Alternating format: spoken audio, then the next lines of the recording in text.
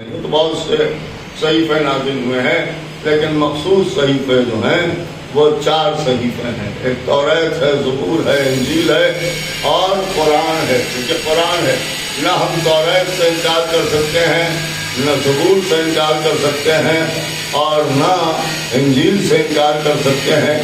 اس لیے انکار نہیں کر سکتے کہ قرآن نے ان کتابوں کی تصدیق کی ہے۔ تو جیسے قرآن الہی ہے، کتاب ہے، ویسے ہی یہ بھی الہی کتاب ہے اور اللہ نے ہی ان کتابوں کو نازل کیا ہے۔ اب ظاہر سی بات ہے کہ الگ الگ نبیوں پر نازل کیا، لیکن کبھی آپ غور کریں تو ہم دنیا میں عام طور سے بول چال کی زبان میں جب غور کرتے ہیں تو توریت کو کتاب کہا جاتا ہے، انجیل کو کتاب کہا جاتا ہے اور اسی طرح سے زبور کو بھی کتاب کہا جاتا ہے۔ لیکن قرآن مجید کو کتاب نہیں کہا گیا ہے بلکہ قرآن کہا گیا ہے۔ پوری توجہ سنیے گا، توریت بھی کتاب ہے، انجیل بھی کتاب ہے، زبور بھی کتاب ہے، لیکن قرآن ہے، اسے کتاب نہیں کہا گیا ہے بلکہ کلام اللہ ہے اور قرآن ہے۔ دیکھیے 2 باتیں سامنے آئیں، ایک کتاب ہے اور ایک قرآن ہے۔ کتاب کا معاملہ یہ ہے کہ کتاب کتابت سے ہے، یعنی لکھی ہوئی ہے۔ کیوں کہ اس لیے کہ یہ جو کتابیں نازل ہوئی ہیں یہ لکھی لکھائی نازل ہوئی ہیں۔ ایسا نہیں ہے کہ خود نبیوں نے بیٹھ کے لکھا ہو، بلکہ لکھی ہوئی کتابیں نازل ہوئی ہیں۔ لوح کے اوپر، تختیوں کے اوپر لکھی ہوئی چیز جب آئی ہے تو اسے کتاب کہا گیا ہے، اس لیے کہ کتابی شکل میں نازل ہوئی ہے۔ لیکن اسے قرآن کہا گیا ہے، قرآن قرأت سے ہے، اس کا مطلب یہ ہے کہ یہ پڑھا ہوا ہے۔ اب بات سمجھ میں آئی کہ قرآن پڑھا ہوا ہے اور باقی کتابیں لکھی ہوئی ہیں۔ دیکھیے لکھی ہوئی ہیں، آپ غور کر رہے ہیں جو میں کر رہا ہوں۔ جب لکھی ہوئی ہیں تو پھر سوال پیدا ہوا کہ بھائی لکھی ہیں تو کس نے لکھی ہیں؟ انبیاء نے تو لکھی نہیں ہے، اس لیے کہ انبیاء کو ملی ہوئی ہیں لکھی ہوئی۔ تو جب لکھی ہوئی ہیں تو کسی نے تو لکھی ہوگی، تبھی تو نبیوں تک آئی ہیں۔ اب غور طلب یہ ہے کہ یہ کس کی لکھی ہوئی ہیں؟ اگر مسلمان کہیں کہ ختمی مرتبت کی لکھی ہوئی ہیں تو یہ بات بھی ہم ہی اور آپ کہہ سکتے ہیں، ہر مسلمان نہیں کہہ سکتا، اس لیے کہ نبی تو پڑھے لکھے تھے ہی نہیں۔ ایک صلوات پڑھے محمد والے، ایک اور بابا سے بلند صلوات پڑھے۔ اس لیے کہ مسلمان تو نبی کو پڑھا ہوا لکھا ہوا مانتے ہی نہیں ہیں۔ تو جب نبی کو پڑھنا لکھنا آتا ہی نہیں تھا تو پھر نبی کی لکھی ہوئی تو ہو نہیں سکتی۔ لیکن یہ لکھی ہوئی آئی ہیں، جب لکھی ہوئی آئی ہیں تو کسی نے تو لکھی ہوں گی، بھائی کسی نے تو لکھی ہوں گی۔ اور کہا صاحب اللہ نے لکھی ہیں، اللہ کیسے لکھے گا؟ اس لیے کہ اللہ خود کاتب ہے نہیں، اس لیے کہ جو کتابت جانتا ہے وہی لکھ سکتا ہے۔ تو اللہ کی بھی لکھی ہوئی نہیں ہو سکتی، رسول اللہ کی بھی لکھی ہوئی نہیں ہو سکتی، لیکن لکھی ہے۔ اور جب لکھی ہوئی آئی ہیں تو یہ ماننا پڑے گا کہ کسی نے تو لکھی ہے، بھائی کسی نے تو لکھی ہے۔ جب لکھا جاتا ہے تو ہاتھ سے لکھا جاتا ہے۔ تو جو ہمارے بہت آہستہ آہستہ بات آپ کے سامنے بولا کہ ہاتھ سے لکھا جاتا ہے۔ تو جب ہاتھ سے لکھا جاتا ہے یعنی قلم سے لکھا گیا، ہم کہتے ہیں قلم سے لکھتے قلم سے لکھتے، لیکن جب ہاتھ میں قلم ہوگا تبھی تو قلم حرکت کرے گا، اپنے آپ تو قلم کچھ لکھ نہیں سکتا۔ اس کا مطلب یہ ہے کہ قلم چلانے کے لیے کسی ہاتھ کی ضرورت ہے۔ تو اب جب ہاتھ کی ضرورت ہے، کتاب اللہ کی ہے، جب اللہ کی ہے تو لوگوں نے کہا اللہ نے لکھا، تو اللہ نے لکھا تو اللہ تو جسم و جسمانیات سے پاک ہے، نہ اس کے ہاتھ ہیں نہ اس کے پیر ہیں۔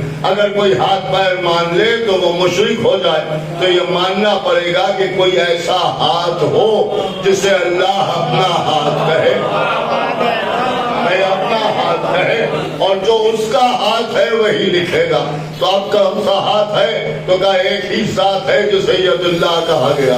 اس کا مطلب یہ ہے کہ علی نہ ہوتے تو کتابیں لکھی نہ جاتی، لکھی نہ جاتی تو انبیاء پر نازل نہ ہوتی، انبیاء پر نازل نہ ہوتی تو ہمارے سامنے بھی نہ ہوتی۔ اب اس کا 4تھی کتاب کا نام قرآن رکھا گیا۔ قرآن کے معنی ہے پڑھا ہوا۔ نہیں توجہ فرمائی آپ؟ بھائی جیسے لکھی ہوئی ہیں تو پہلے لکھی گئی ہیں پھر نازل کی گئی، ویسے ہی اس کتاب کا نام ہے قرآن، یعنی پڑھا ہوا تو پہلے پڑھا گیا ہے پھر نازل ہوا ہے۔ تو اب یہ دیکھیے کہ کس کا پڑھا ہوا ہے، بھئی یہ تلاش کیجئے کہ کس کا پڑھا ہوا ہے۔ پڑھا جاتا ہے تو زبان سے پڑھا جاتا ہے، تو لازمی ہے کہ کوئی لسان اللہ ہو جو اسے آغوش رسالت میں پڑھے، اور جب پڑھ لے تب نام رکھا جائے قرآن۔ ایک صلوات پڑھیں محمد یہ بالکل تمہید کی منزل میں ہوں جو میں آپ کے سامنے عرض کر رہا ہوں۔ اس کا مطلب یہ ہوا کہ اگر علی نہ ہوتے تو کتابیں بھی نہ ہوتی، اور اگر علی نہ ہوتے تو قرآن بھی نہ ہوتا، اس لیے کہ وہ لکھی ہیں تو علی نے لکھی ہیں، اور یہ پڑھی ہے تو علی نے پڑھی ہے۔ اب آپ نے غور فرمایا کہ جو لوگ قرآن و کتاب کی بات کرتے ہیں اور یہ کہتے ہیں قرآن سے ثابت کیجئے، ہم کیا قرآن سے ثابت کریں؟ اگر علی نہ ہوتے تو قرآن ہی نہ ہوتا۔ ایک صلوات پڑھے محمد والے محمد، ایک اور باواز بلند صلوات پڑھتے ہیں۔ دیکھیے ایک بات میں آپ کے سامنے اور عرض کرتا چلوں کہ یہ بھی ایک عجیب و غریب بات ہے کہ ہر چیز کے لیے کہتے ہیں کہ صاحب قرآن سے ثابت کر دیجیے۔ ہم نے کہا طہارت اہل بیت کرنے کے قرآن سے ثابت کیجیے، ہم نے کہا عظمت اہل بیت کرنے کے قرآن سے ثابت، ہم نے کہا فضیلت اہل بیت کرنے کے قرآن سے ثابت، ہم نے کہا طہارت اہل بیت کرنے کے قرآن سے ثابت، ہم نے کہا شجاعت اہل بیت کرنے کا قرآن سے ثابت۔ ایسے کہتے ہیں کہ اگر قرآن سے ثابت کر دیں گے تو یہ مان لیں گے، مارے نماز کر رہا ہوں، ایسا کچھ نہیں ہے، اس لیے کہ جو کچھ ثابت ہے وہ کہاں مانا ہے؟ صلوات پڑھیں محمد وہی نہیں مانا ہے۔ تو اب یہ کہنا کہ یہ ثابت کر دیئے، وہ ثابت کر دیئے، وہ ثابت کر دیجئے، اور یہاں اپنے بھی کچھ کہتے ہیں ہاں بھائی سوال کیا تو ثابت کر دیجئے۔ اب میں ثابت کر کے کریں کیا؟ اس لیے کہ جو ماننے والے ہیں وہ تو یوں ہی مان رہے ہیں، اور جو نہیں ماننے والے ہیں وہ صرف کچھ بحثی کر رہے ہیں، ورنہ جو چیزیں ثابت ہیں وہ کم مان رہے ہیں۔ مثال کے طور پر محبت اہل بیت اجر رسالت ہے، یہ قرآن سے ثابت ہے یا نہیں ہے؟ کہا صاحب ہے، تو جب ہے قرآن سے ثابت تو کہاں مان رہے ہیں؟ آپ غور کر رہے ہیں؟ تو ایسے بہت سی چیزیں ہیں، مثلا قرآن نے کہا ما محمد الا رسول، محمد کچھ نہیں ہے سوائے اس کے کہ وہ رسول ہیں، تو اللہ تو کہہ رہا ہے صرف رسول ہیں، اور کلمہ پڑھنے والے کہہ رہے ہیں ہمارے جیسے بشر بھی ہیں۔ تو آپ بتائیے کہ جو چیزیں ثابت ہیں وہ کہاں مان رہے ہیں؟ اللہ کہہ رہا ہے ما ينطق عن الهوى ان هو الا وحی یوحی، میرا رسول کوئی بات نہیں کرتا جب تک اس پر ہماری وحی نہ نازل ہو جائے۔ اور قرآن پڑھنے والے کہہ رہے ہیں کچھ اپنی طرف سے کہتے ہیں، کچھ اللہ کی طرف سے کہتے ہیں۔ صلوات پڑھیں محمد علیہ، کہاں مان رہے ہیں؟ اب یہ بات ہے کہ صاحب آپ یہ ثابت کر دیجئے، آپ وہ ثابت کر دیجئے، آپ وہ ثابت کر دیجئے، سب ہم ہی ثابت کرتے رہے، آپ کچھ نہیں ثابت کریں۔ بھئی آپ کے پاس بھی تو مذہب ہے، آپ کے پاس بھی تو دین ہے، آپ کے پاس بھی تو ارکان ہیں۔ آپ غور کر رہے ہیں جو میں عرض کر رہا ہوں؟ اگر ہم آپ سے کہیں کہ آپ اپنی نماز ہاتھ باندھ کے پڑھنا ذرا قرآن سے ثابت کیجئے، آپ ذرا اپنا وضو قرآن سے ثابت کیجئے، آپ غور کر رہے ہیں؟ اچھا وضو کے لیے بھی ایک بات بڑی عجیب و غریب کہی ہے صاحب نے، میں نے ان سے کہا کہ بھائی الٹا وضو کیوں کرتے ہیں؟ تو ثابت کر دیجیے۔ کہنے لگے آپ سمجھے نہیں، اصل میں ہاتھ کے اوپر روئے ہوتے ہیں، بال ہوتے ہیں، اور جب ہم وضو کرتے ہیں آپ کی طرح اگر کریں گے تو وہ بال جو ہیں وہ کھال سے چپک جائیں گے، ان بالوں کے نیچے پانی نہیں پہنچ پاتا، احتیاط ہے، صلوات پڑھیں محمد والے۔ احتیاط کا عالم آپ دیکھیے کہ ان بالوں کے نیچے پانی نہیں پہنچ پاتا، لہذا ہر جگہ پانی پہنچنا چاہیے۔ اس لیے ہم الٹا وضو کرتے ہیں، کیونکہ جب یوں الٹا وضو کریں گے تو پانی اس کے نیچے بھی پہنچ جائے گا۔ اور بہت ہمارے میں نے بہت اچھی بات ہے، یہاں پر تو تھوڑے سے بال ہوتے ہیں اور بدن میں تو مکمل بہت سے بال ہوتے ہیں۔ کہنے لگے ہاں، تو ہم نے کہا جب وضو کا آپ الٹا کرتے ہیں تو غسل بھی الٹے ہی لٹک کے کرتے ہیں۔ صلوات پڑھیں محمد والے۔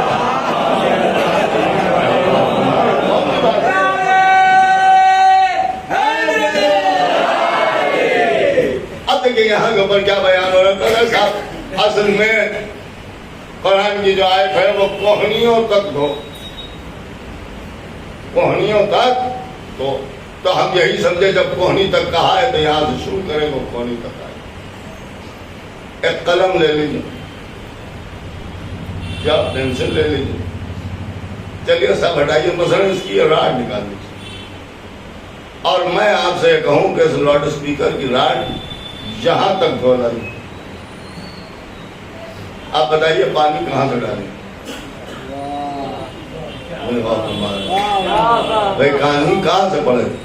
جہاں تک کہیں گے وہیں سے تو دھونا شروع کریں گے یا نہیں؟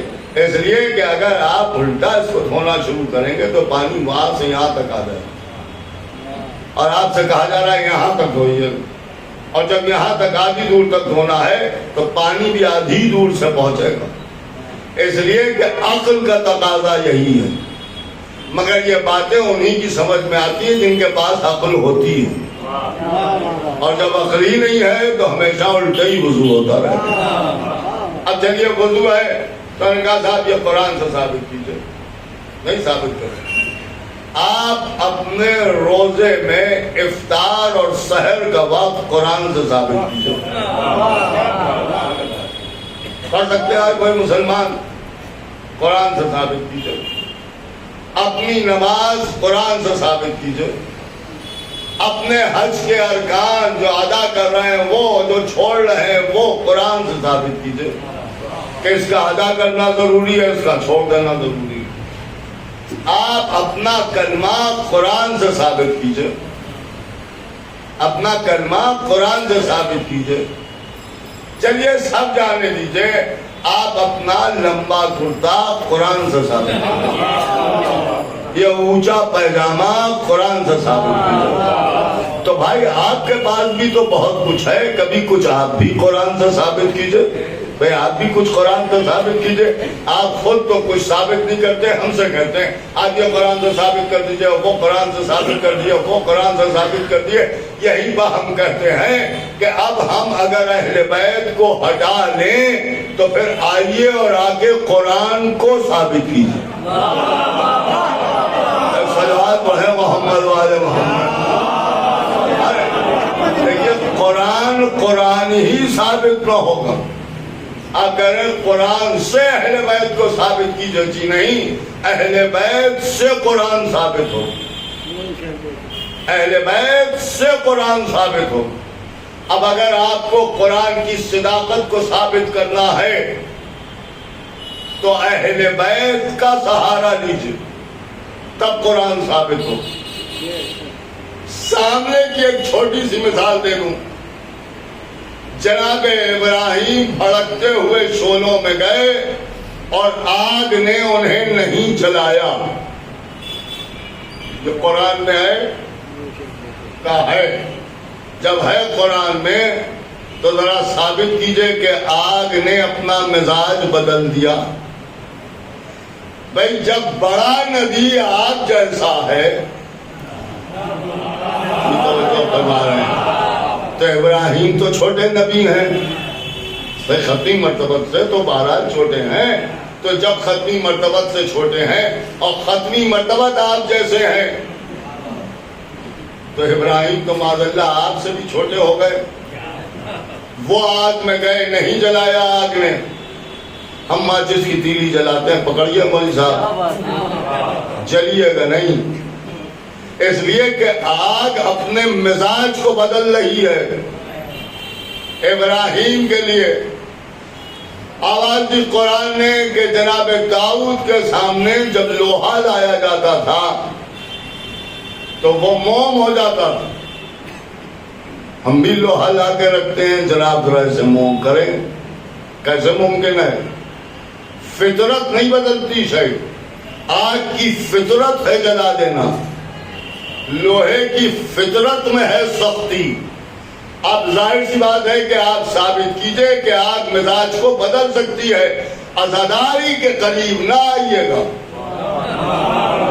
نہیں توجہ فرما رہے ہیں. اس لیے کہ یہ عزا تو سرکار سید الشہداء سے وابستہ ہے، اور سرکار سید الشہداء آل محمد میں ہیں، اور جب آل محمد میں ہیں تو آل محمد کا سہارا لیے بغیر ثابت کیجئے. اس لیے کہ جب یہاں آئیے گا تبھی تو یہ بات ثابت ہوگی کہ ابراہیم نہیں جلے. اس لیے کہ جب ہم حسین کا نام لے کے آگ پر جائیں گے اور آگ ہمیں نہیں جلائے گی، تبھی تو ثابت ہوگا کہ آگ اپنا مزاج بدل دیتی ہے جب کوئی حسین والا اس میں پہنچتا ہے. اور یہ اس لیے کہہ رہا ہوں کہ اگر کوئی صاحب کہے کہ صاحب ابراہیم کو آگ نے اس لیے نہیں جلایا کہ ابراہیم اللہ کے نبی تھے، تو معاف کیجیے گا موسیٰ بھی اللہ کے نبی تھے. انگارہ اٹھایا ہاتھ جل گیا، دہن میں رکھا زبان جل گئی. ایسا تھوڑی تھا موسیٰ آپ کی طرح لوبھڑ کے نبی ہو گئے تھے. اللہ نہیں بنانا چاہتا تھا، اللہ ہی نے موسیٰ کو بھی نبی بنایا، اللہ نے ہی ابراہیم کو بھی نبی بنایا. لیکن اگر نبوت کی بات ہوتی تو موسیٰ بھی نہ جلتے ابراہیم کی طرح. یہ نبوت کا مسئلہ نہیں تھا. اللہ نے ابراہیم کو شیعہ کہا ہے، موسیٰ کو نہیں کہا. ایک صلوات پڑھے محمد والے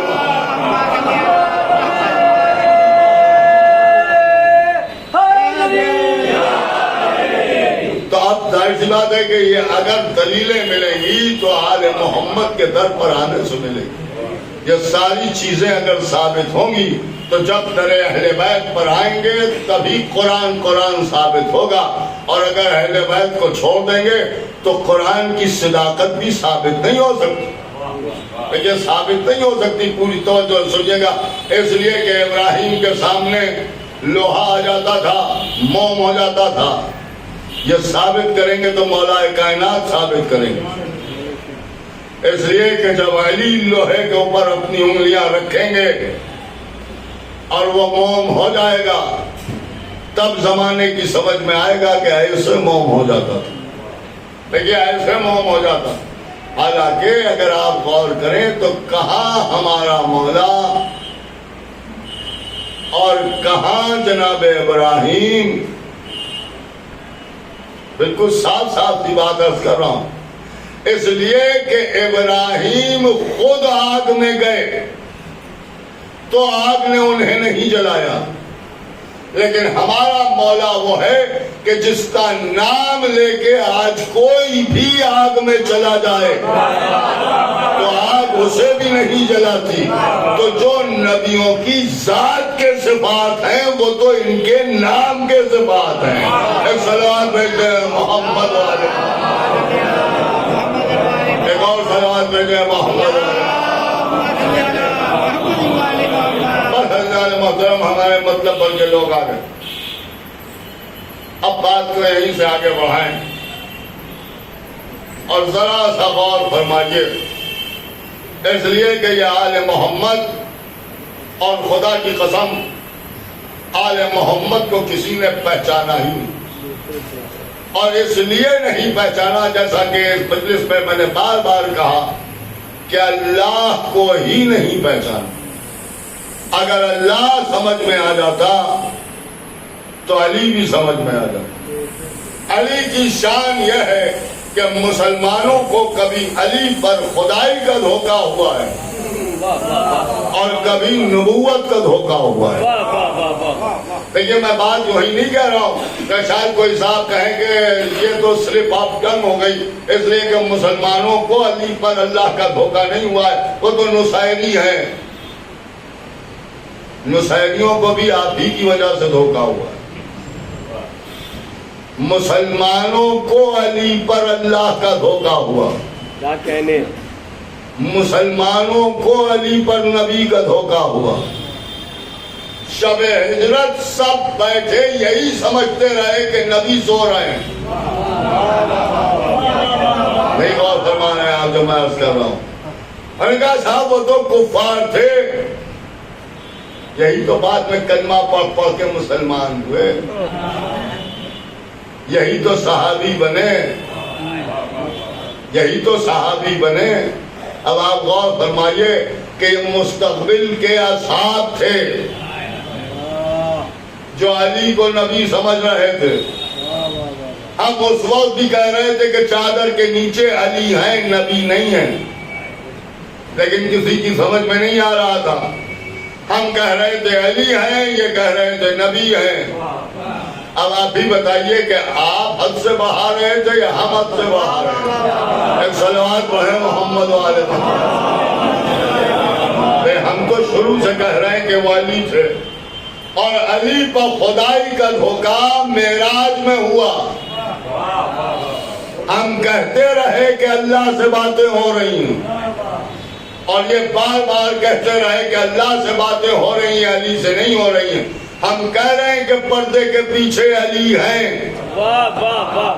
یہ کہہ رہے ہیں اللہ ہے، یہ کہہ رہے ہیں اللہ ہے۔ ہم کہہ رہے ہیں علی ہے، یہ کہہ رہے ہیں اللہ ہے، ہم کہہ رہے ہیں علی ہے۔ میں نے ہاتھ جوڑ کے نبی سے کہا ابھی فیصلہ کر دیجئے۔ رسول اللہ نے فرمایا میں کیا فیصلہ کروں، یہ علی تم ہی بتا دو کون ہے۔ کہا بھی ہاتھ پردے سے باہر آتا۔ سلام محمد والے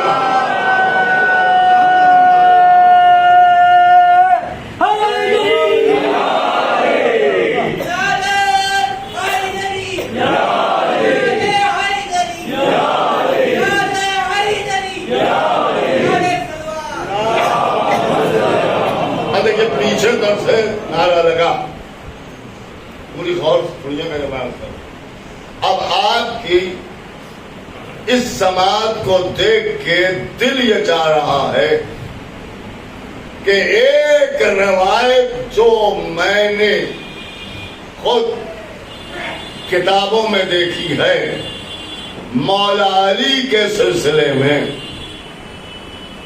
وہ میں آپ کے سامنے عرض کر دوں، یہ جانتے ہوئے کہ بہت سے لوگ میرے مخالف ہو جائیں گے، اس لیے کہ میں سمجھتا ہوں کہ یہی پل صراط ہے جس پر چلنے سے کٹ جانے کا بھی ڈر ہے اور پھسل جانے کا بھی ڈر ہے۔ لیکن آپ یقین جانیے علی اسے کہتے ہیں کہ جو پھسلتے ہوئے کو بھی سنبھال لے، جو کٹتے ہوئے کو بھی سنبھال لے۔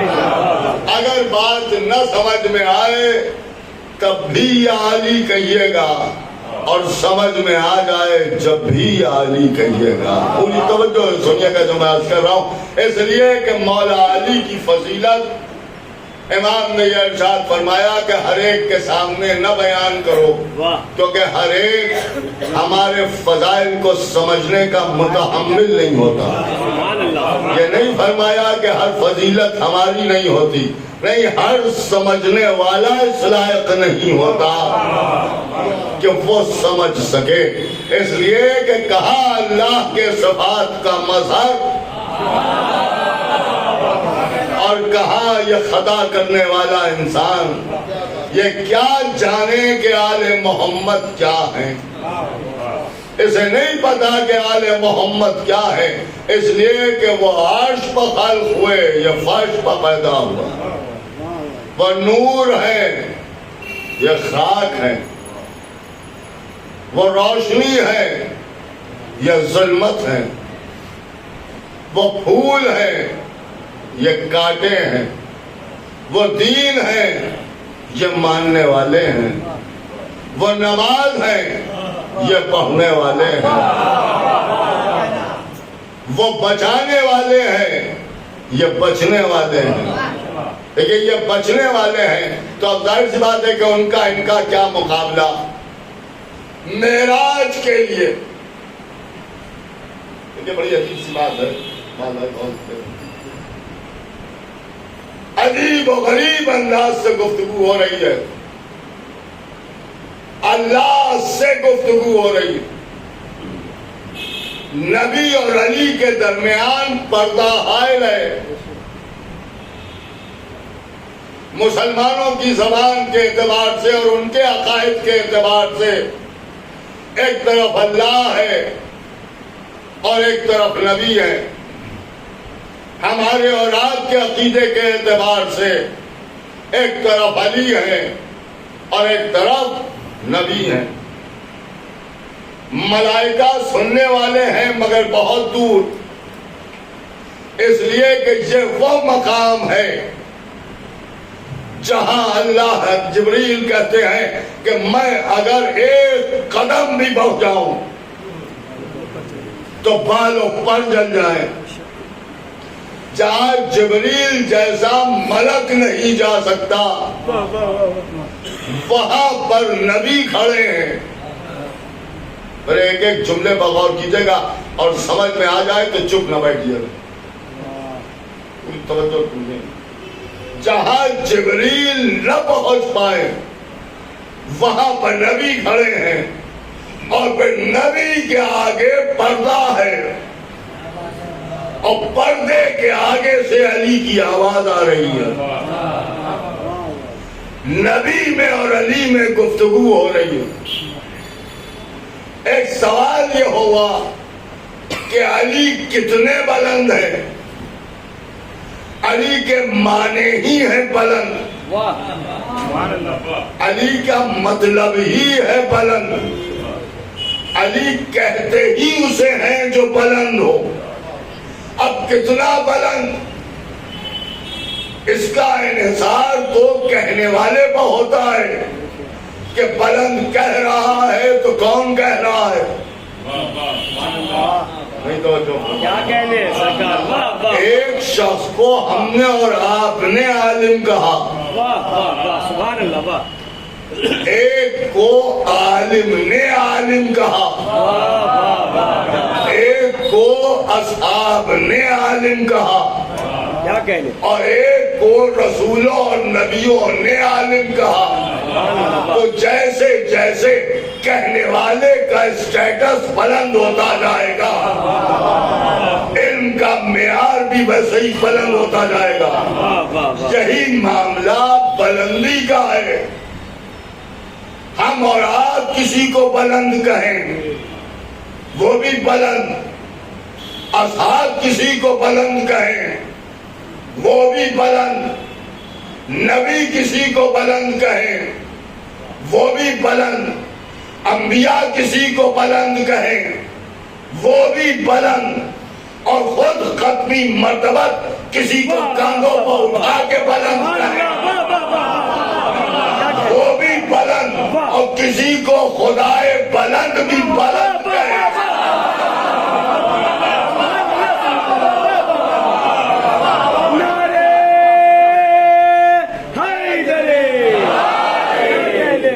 ایسے نہیں، علی والوں کی طرح علی کا نعرہ لگائیے، آواز بلند، نعرہ حیدری۔ اب سنیے کہ ایک کو خدا بلند کہے تو اب جسے پروردگار بلند کہہ رہا ہے اس کی بلندی کا اندازہ لگانے کے لیے پہلے تو اللہ کی بلندی کا اندازہ لگاؤ کہ وہ کتنا بلند ہے۔ اب اللہ کی بلندی جب سمجھ میں آ جائے تب اس کی بلندی کا اندازہ ہوگا جسے اللہ نے بلند کہا۔ علی کا نام علی ہم نے آپ نے نہیں رکھا، نبیوں نے نہیں رکھا، رسولوں نے نہیں رکھا، ختمی مرتبت نے نہیں رکھا، بلکہ علی ایسے گھر میں آئے فرما رہے ہیں کہ جہاں تک بڑی بڑی بلندیوں کی پہنچ بھی نہ تھی، کیا کہنے؟ لہذا جب اللہ کے گھر میں آئے تو اللہ نے اصول یہ بنایا کہ بھائی گھر والا ہی نام رکھتا ہے، تو جو بچہ تمہارے گھر میں آیا اس کا تم نام رکھو، اور جو میرے گھر میں آیا اس کا میں نام رکھوں گا۔ اب علی کا نام اللہ نے علی رکھا، علی ہے بلند۔ روایت سنیے گا، کلیجہ تھام کے سنیے گا، ہر ایک کی سمجھ میں نہیں آئی، لیکن نہ سمجھ میں آئے تب بھی علی کو پکاریے گا، اور سمجھ میں آ جائے جب بھی علی کو پکاریے گا۔ فضیلت مولا کائنات ہے، اور خدا کی قسم علی کے معاملے میں غیروں نے ایک جملہ یہ لکھا ہے کہ کیا کہنا میرے مولا علی کا، کہ جس کے فضائل کو دشمنوں نے عداوت کی وجہ سے چھپایا اور چاہنے والوں نے خوف کی وجہ سے چھپایا۔ جب بھی علی کے فضائل کا ایک موجے مارتا ہوا سمندر ہے جس میں جو غرق ہو گیا،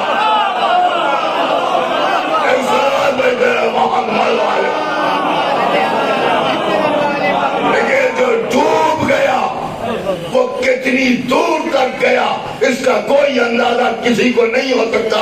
اب علی کی بلندی کے لیے ایک روایت سنیے۔ نبی پہلے آسمان پہ بلند ہوئے، دوسرے آسمان پہ بلند ہوئے، تیسرے آسمان پہ بلند ہوئے۔ شیخ سعود اور شیخ توسی اور علامہ مجلسی ان سب نے یہ روایت لکھی ہے، پوری توجہ سنیے گا۔ یہ لکھتے ہیں کہ نبی پہلے عرش پر بلند، پھر دوسرے عرش پر بلند، پھر تیسرے عرش پر بلند۔ وہ کہتے ہیں ہر عرش پر ذکر علی کرتے جاتے تھے اور بلند ہوتے جاتے تھے۔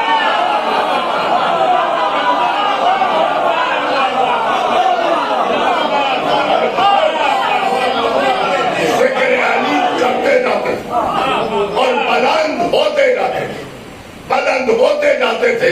آج جو لوگ کامیابی کی بلندیوں کو چھونا چاہتے ہیں ان سے معتبانہ گزارش ہے کہ اس خاندان کے سلسلے میں گستاخی کر کے آگے بڑھنے کی کوشش نہ کرو، ورنہ ایسا بھی ہوتا ہے کہ جو لوگ بلندیوں پر مرتے ہیں وہ پستیوں میں دفن ہو جاتے ہیں۔ اگر بلندی چاہیے ہے تو ذکر علی کرتے رہو، اللہ بلندی عطا کرتے رہے۔ دیکھا جا رہا ہے کہ نبی نے پہلے عرش پر قدم رکھا تو ملائکہ نے کہا کہ علی کی گفتگو کیجئے۔ نبی نے ذکر علی کیا، دوسرے آسمان پر پہنچے، آئیے ہم ساتھ، دوسرے آسمان پر پہنچے، پھر ذکر علی کیا، پھر تیسرے آسمان پر پہنچے، ملائکہ کی خواہش پر پھر ذکر علی کیا، چوتھے آسمان پر پہنچے، ملائکہ کی خواہش پر پھر ذکر علی کیا۔ علی کا ذکر کرتے جاتے تھے، بلند ہوتے جاتے تھے۔ جملہ کہوں آپ کو اختیار ہے، چاہے جیسے سنیے گا۔ مجھے نہیں معلوم کہ ذکر علی نبی کو بلند کر رہا تھا یا نبی بلند ہو کے ذکر علی کر رہا تھا۔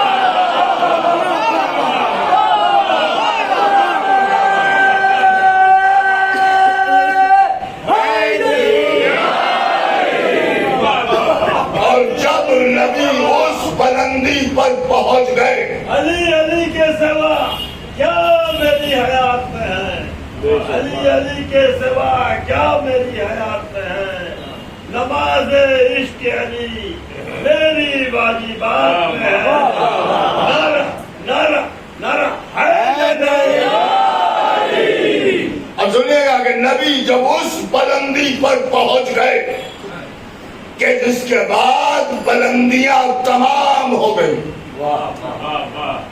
ایک ایک لفظ کا ذمہ دار ہوں، آپ کو اختیار ہے جتنی علی کی محبت آپ کے دل میں ہے اس ساری محبت کو جمع کر کے اور علی سے مدد مانگ کے ہی یہ جملہ سنیے گا.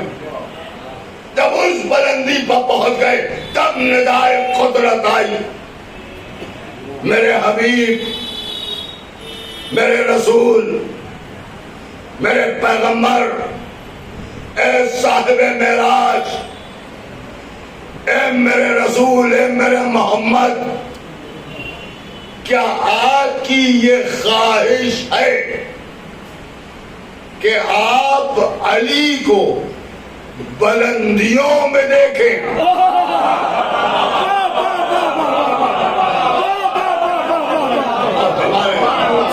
اس خواہش کا بھی اندازہ لگائیے. کیا کہنے واہ. خواہش کا بھی اندازہ لگائیے. فرش سے عرش بلند ہے، عرش اول سے عرش دوم بلند ہے، اور پھر اسی طرح سے عرش ہفتم بلند ہے، اور پھر کعبہ قوسین ادنیٰ کی منزلیں بلند ہیں. اور ان بلندیوں پر پہنچ کے رسول سے پوچھا جا رہا ہے کیا کہنے واہ. کہ اب بھی کوئی خواہش ہے؟ نہیں توجہ فرما رہے. اگر نبی ہمارا جیسا ہوتا کیا کہنے تو کہہ دیتا اب کیا خواہش. لیکن وہاں پہنچ کے چونکہ اللہ پر اس بات کا یقین ہے کہ اس کی قدرت کا کوئی کنارہ نہیں، کیا کہنے. لہذا آواز دی بے شک پروردگار میری یہ خواہش ہے کہ میں بلندیوں میں علی کو دیکھوں. اور جب نبی نے اپنی خواہش کا اظہار کیا، سمجھ کر سنیے گا، اظہار کیا، تب ندائے قدرت آئی کہ میرے حبیب پھر ذرا سر اٹھا کے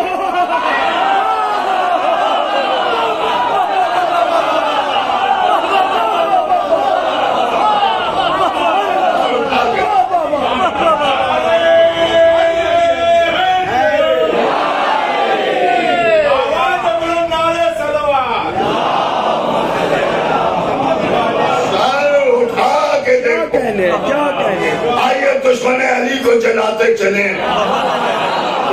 شاید اس کی سمجھ میں نہ آیا ہو تو سمجھا دیں. جو سامنے ہوتا ہے اسے سر اٹھا کے نہیں دیکھا جاتا. کیا کہنے. دائیں بائیں ہوتا ہے اسے سر گھما کے دیکھا جاتا ہے، اٹھا کے نہیں دیکھا جاتا. کیا کہنے. اور جو پستی میں ہوتا ہے اسے سر جھکا کے دیکھا جاتا ہے، لیکن جو بلندی میں ہوتا ہے اسے سر اٹھا کے دیکھا جاتا ہے. علی کو بلندیوں میں دیکھنا چاہتے ہو تو سر اٹھا کے دیکھو. اور نبی فرماتے ہیں کہ جب میں نے سر اٹھایا تو ملائے لالا میں مجھے علی نظر آئے. ملائے لالا میں مجھے علی نظر آئے. کیا کہنا میرے علی تمہارا، اور کیا کہنا میرے نبی تمہارا کہ سر اٹھایا تو علی نظر آئے، اور جب سر جھکا کے فرش کو دیکھا تو فرش پر علی نظر آئے. سامنے دیکھا تو پردے سے نکلتے ہوئے ہاتھ کی قسم کے وہاں بھی علی نظر آئے. عرش کے پائے کی طرف نظر اٹھائی تو وہاں بھی علی نظر آئے. اور جب ہر طرف علی نظر آئے تبھی تو اللہ کے صفات کا مظہر کہلائے. کیا کہنے.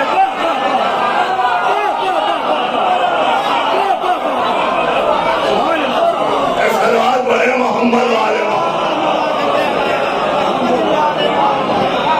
آخری جملہ آپ اور سن لیجیے، اور اس کے بعد مسائل آپ کے سامنے عرض کر. رسول کے فضائل کون بیان کرے؟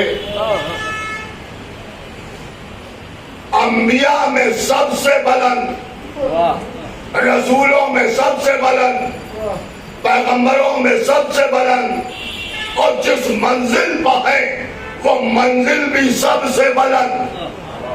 کیا کہنا میرے ختمی مرتبت آپ کا کہ آپ اس بلندی پر پہنچے کہ جو بلندی سے بلند. لیکن کیا کہنا میرے مولا تمہارا کہ قاب قوسین و ادنیٰ کی منزلوں میں پہنچ کے بھی اتنا بڑا رسول اگر تمہیں دیکھنا چاہے تو سر اٹھا کے دیکھا. سلام بھیجے محمد والے. بس عزیزو یہ روایت پڑھ کے میں نے بات کو بھی تمام کر دیا اور ہر دشمن علی کے کام کو بھی تمام کر دیا. لہذا بات کو یہیں پر روکتے ہوئے کہ اگر فضائل کی منزل میں آپ دیکھنا چاہیں تو علی سے بلند کوئی نظر نہ آئے گا، اور مصائب میں اگر دیکھنا چاہیں تو حسین جیسا مصیبتیں اٹھانے والا بھی کوئی نظر نہ آئے. ایک دوپہر میں بھرا گھر لٹ جانا، دوستوں کا شہید ہو جانا، حسین کا لاشوں پر لاشیں اٹھانا، جنازوں پر جنازے اٹھانا، کس میں ہمت تو کس میں جرأت ہے سوائے حسین کے. کلیجہ پھٹ جائے اگر ذرا سے مصائب گزر جائیں. اور خدا کی قسم یہ تو نبی علی کا وہ لال ہے کہ جو مصیبتیں برداشت کر رہا ہے. کیسی کیسی مصیبتیں عزیزوں. آج محرم کی 5ویں تاریخ ہو گئی. آج گزارش کی گئی ہے آپ سے کہ کل ٹالی گنج میں جو جلوس ہوتا ہے اس میں آپ حضرات ضرور شرکت کیجیے گا، اس لیے کہ وہاں کے اوپر کچھ آپ کا ایسا حق ہے کہ جو چھن سکتا ہے. لہذا اس کا سبب صرف مومنین کا کم پہنچنا ہے. لہذا زیادہ سے زیادہ تعداد میں وہاں پہنچیے اور ہمیشہ جاگتے رہیے. جلوسوں میں بھی شرکت کیجیے، مجلسوں میں بھی شرکت کیجیے.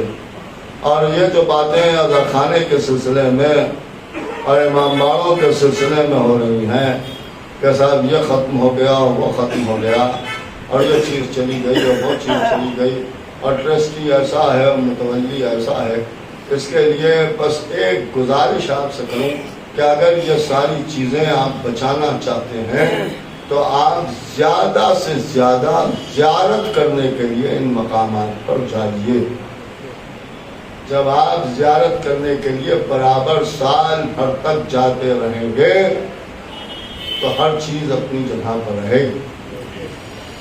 لیکن معاملہ تو یہ ہے، برا نہ مانیے گا، کہ ہم خود کو طاہی کرتے ہیں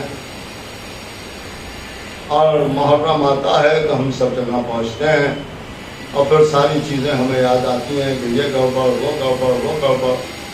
اگر ہفتے میں ایک بار ہم عزاخانوں میں زیارت کے لیے جائیں تو شاید یہ نوبت نہ آئے. لہذا بہتر یہی ہے کہ آپ کم سے کم ہفتے میں ایک بار ہر عزاخانے کی زیارت کرنے کے لیے ضرور جائیے.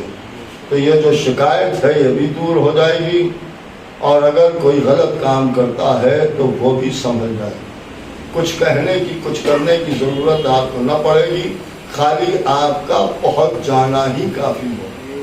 اور یہی معاملہ ان جلوسوں کا ہے کہ جلوسوں میں بھی ضرور جائیے. جیسا کہ اب یہ بار بار کہا جا رہا ہے کہ وہاں کا راستہ آدھا کر دیا گیا اور ادھر سے ٹریفک چلتا رہا، اور جب پوچھا گیا تو ان کا جتنے لوگ تھے اس حساب سے انتظام ہوا. لہذا اگر مجمع پہنچے گا تو میں سمجھتا ہوں جو حق چھنا ہے آپ کا وہ آپ کو واپس مل جائے. اور کوتاہی نہ کیجیے. جو صحیح ہے کہ آپ تھک جاتے ہیں، پریشان ہو جاتے ہیں، دور ہے، سب کچھ ہے، ساری باتیں اپنی جگہ، لیکن بڑی دور سے ایک دکھیا ماں اس کا خیال رکھیے. فرش عزا پہ معصومین آتے ہیں، آج 5ویں محرم ہے. آج کی تاریخ کی اہمیت یہ ہے کہ فرات پر پہرے بٹھا دیے گئے. آج دن بھر حسین کے خیموں تک ایک مشکیزہ بھی پانی کا نہ پہنچ سکا. جو کل تک پانی آ گیا تھا وہی پانی 5 اور 6 کو چلا ہے. 7ویں محرم سے تو پانی ختم ہو گیا. اس وقت حسین کے قیام میں قلت آب ہے, پانی کم ہو گیا. بچوں کے لیے پانی کو سنبھال کے رکھا گیا. بزرگوں کی پیاس تو آدھی سے شروع ہو گئی ہے. اس لیے کہ اندازہ یہی ہوتا ہے کہ جب چیز کم ہوتی ہے اور بچوں کو بھی چاہیے ہوتی ہے تو اسے بچوں کے لیے رکھ دیا جاتا ہے اور بزرگ استعمال میں اپنے نہیں لاتے.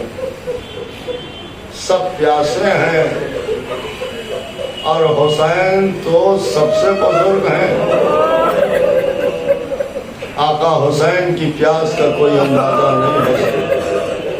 7ویں محرم تو وہ تاریخ ہے کہ جب رباب بھی پیاسی ہیں, علی اصغر بھی پیاسا ہے, زینب بھی پیاسی ہیں اور محمد بھی پیاسے ہیں. عزیزوں, تو چھوٹے چھوٹے بچوں کا تذکرہ کرنا ہے. کون بچے؟ مسلم کے بچے, وہ بچے جو کوفے میں مارے گئے, یک و تنہا بچے, چھوٹے چھوٹے بچے. آپ کے بھی بچے ہیں, خدا انہیں سلامت رکھے. اگر بچے کہیں بھیڑ بھاڑ میں چلے جاتے ہیں تو لوگ دیکھتے ہیں تو جن سے کوئی رشتہ نہیں ہوتا وہ بھی بچوں کو کنارے کر دیتے ہیں. بچوں کو ادھر رکھ دو اس لیے کہ کہیں چوٹ نہ آ جائے. یہ وہ لوگ ہیں کہ جن سے کوئی رشتہ نہیں ہے, کہ دوست نہیں ہے. لیکن ہاں عزیزوں, 2 مسلم کے بچے کوفے کی گلیوں میں گھوم رہے ہیں. چاروں طرف دشمنوں کا ہجوم ہے. ان بچوں کا عالم یہ ہے کہ کبھی اس کوچے میں اور کبھی اس گلی میں اور کبھی اس گلی میں. چلتے چلتے صبح ہو گئی, ایک درخت پر جا کے بیٹھ گئے. وہیں پر ایک کنواں تھا. ایک عورت پانی بھرنے کے لیے آئی تو اس نے جو کنویں میں ڈول ڈالا اور جھانک کے دیکھا تو دیکھا پانی میں 2 چاند چمک رہے ہیں. اس نے سر اٹھا کے دیکھا تو بچے نظر آئے. کہا بچوں تم کون ہو, نیچے اترو. بچوں نے ایک دوسرے کو دیکھا. پھر اس بی بی نے نیچے بلایا تو اتر آئے. کہا یہ بتاؤ کہ تم کون ہو. کہا پہلے یہ بتاؤ کہ تم ہمارے دوستوں میں ہو یا دشمنوں میں ہو. کہا ہم تمہارے دشمنوں میں نہیں ہیں, تم بتاؤ کہ تم کون ہو. کہا ہم مسلم کے یتیم ہیں, ہمارے بابا کو قتل کر دیا گیا, ہمیں مدینے کا راستہ بتا دو. بس جیسے ہی سنا تڑپ گئی, قدموں پر سر رکھا. کہا شہزادو ہماری مالکہ آپ کے گھرانے کی چاہنے والی ہے, ہمارے ساتھ چلیے. گھر لے گئی. زوجہ حارث کو معلوم ہوا, فوراً ایک حجرے کو صاف کرایا اور حجرے میں ان بچوں کو بٹھایا. کھانا اور پانی لا کے رکھا. بچوں نے کھانا اور پانی ملا تو سیر ہو کے کھایا. نیند آ گئی, آرام کرنے لگے. یہاں تک کہ شام ہو گئی. حارث دیر سے رات میں آیا اور جب زوجہ نے پوچھا کہاں رہ گئے تھے تو اس نے جواب دیا کہ مسلم کے بچے قید خانے سے نکل گئے. دن بھر انہیں ڈھونڈتا رہا لیکن کہیں ملا نہیں. بس یہ سننا تھا کہ زوجہ حارث کا دل کانپ گیا. وہ کہتی ہے ظالم تجھے کیا ہو گیا ہے, بچوں کو قتل کرے گا. یہ خاموش ہو گیا, کوئی جواب نہ دیا. کھانا کھاتا رہا. لیکن ہاں ادھر بچوں نے خواب میں دیکھا کہ آقا حسین آئے ہیں، جناب مسلم آئے ہیں، اور آقا فرما رہے ہیں مسلم بچوں کو کہاں چھوڑ آئے ہو؟ مسلم کہتے ہیں ہم بچوں کو لینے کے لیے آئے ہیں۔ دونوں بچوں کی سمجھ میں آ گیا کہ اب ہمارا آخری وقت آ گیا ہے۔ ان کے ایک دوسرے کی گلے میں باہیں ڈالی، آنکھوں میں آنسو آئے، سسکیوں کی آواز اس نے سنی۔ اس نے زوجہ سے پوچھا کون ہے؟ اس نے بتانے سے انکار کیا، یہ خاموش ہو گیا۔ جب رات اور زیادہ بڑھ گئی تو اندھیرے میں ٹٹولتا ہوا اس حجرے میں پہنچا، دو بچے مل گئے۔ کہا تم کون ہو؟ کہا ہم مسلم کے یتیم ہیں۔ آپ سنیں گے کیا ہوا۔ جیسے ہی سنا ویسے ہی اس کا ظالم ہاتھ اٹھا اور بچوں کے رخساروں تک پہنچا۔ بچے تڑپ گئے، لا کے دونوں بچوں کو ستون سے باندھ دیا۔ صبح کو بچوں کو لے کے چلا، دریا کے قریب آیا، اور جب قتل کرنا چاہتا تھا تو بچوں نے کہا ٹھہرو 2 رکعت نماز پڑھ لے۔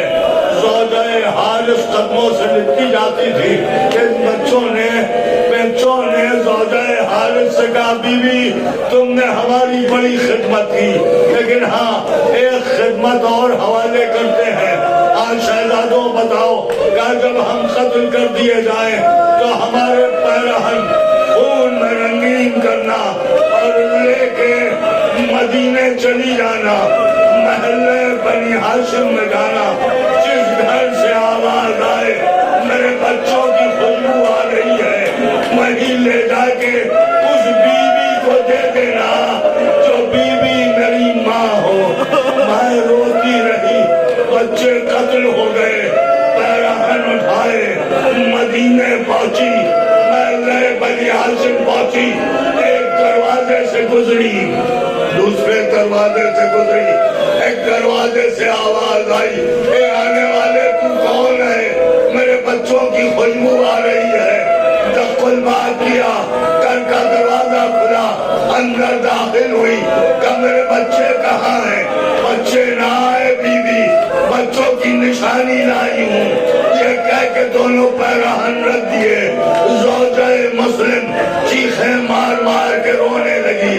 تمام بیویوں کو معلوم ہوا، پرسے کے لیے آئی، آگے پرسا دے رہی تھی، بیویاں رو رہی تھی۔ ایک مرتبہ زوجہ مسلم اپنی جگہ سے اٹھی، آگے بڑھ کے کہا بیویوں خاموش ہو جاؤ، خبردار کوئی آواز نہ نکلے۔ یہ کہہ کے پیرہن اٹھائے، اب آگے دامن میں چھپائے۔ بیویوں نے کہا کیا ہوا؟ کہا دیکھو دیکھو رباب آ رہی ہے، رباب قریب آئی۔